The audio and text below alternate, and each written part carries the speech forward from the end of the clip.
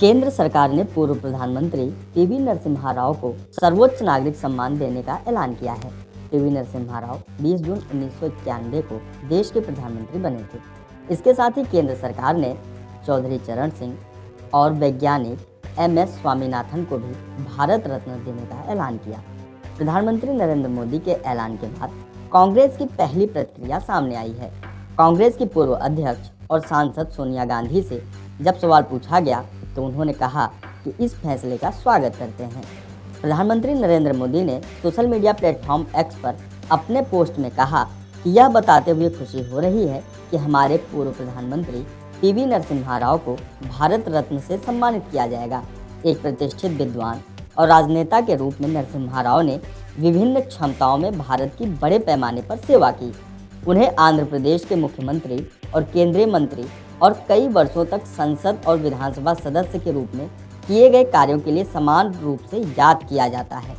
PM Modi ने आगे कहा कि उनका दूरदर्शी नेतृत्व भारत को आर्थिक रूप से उन्नत बनाने, देश की समृद्धि और विकास के लिए एक ठोस नींव रखने में सहायक था।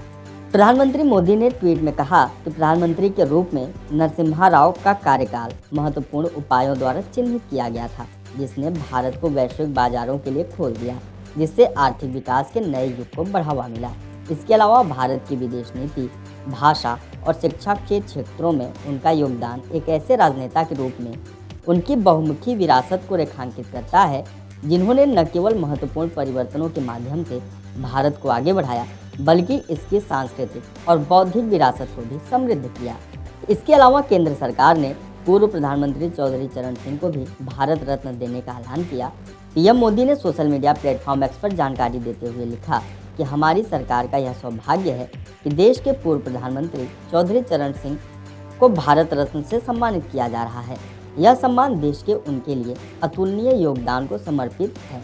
उन्होंने किसानों के अधिकार और उनके कल्याण के लिए अपना पूरा जीवन समर्पित कर दिया था। उन्होंने यह भी लिखा कि वो उत्तर प्रदेश के मुख्यमंत्री रहे हों या देश के गृह मंत्री और यहाँ तक कि एक विधायक के रूप में भी उन्होंने हमेशा राष्ट्र निर्माण को गति प्रदान की।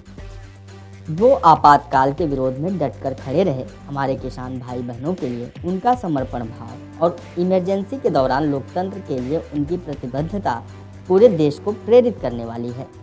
इसके साथ ही देश में हरित क्रांति के जनक कहने जाने वाले MS स्वामीनाथन को भी भारत रत्न देने का ऐलान किया गया है। पीएम मोदी ने लिखा कि भारत सरकार कृषि और किसानों के कल्याण में हमारे देश में उनके उल्लेखनीय योगदान के लिए डॉक्टर MS स्वामीनाथन जी को भारत रत्न से सम्मानित कर रही है।